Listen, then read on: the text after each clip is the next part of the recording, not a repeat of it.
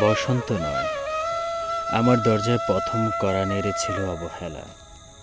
ভেবেছিলাম অনেকগুলো বর্ষা শেষে শরতের উষ্ণতা মিশে এলো বুঝি বসন্ত।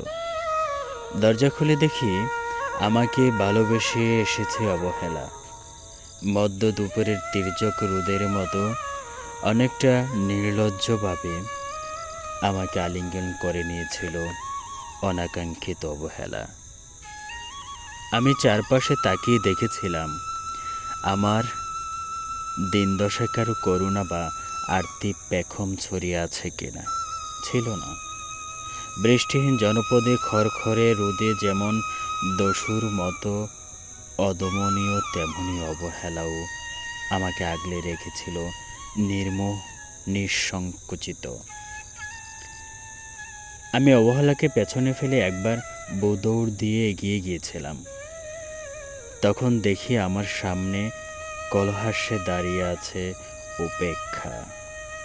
উপেক্ষার সঙ্গেও একবার কানামাছি খেলে এগিয়ে গিয়েছিলাম তোমাদের কোলাহল মুখর আনন্দ সভায়। কি মেলেছিল ঠোঁট উল্টানো বৎসনার অভিশপ্ত অনুরার মতো একতাল অবজ্ঞা। তাও সয়ে গিয়েছিলাম একটা সময়। ধরে নিয়েছিলাম আমার কোনো কালেই হবে না রাবেন্দ্রিক প্রেম। তোমাদের জয়গান করতালি নতজানু থেকে ছিল আমার চাপা আক্ষেপে লজ্জা। বুঝে নিয়েছিলাম জীবনানন্দময় স্বপ্ন আমাকে ছোঁবে না।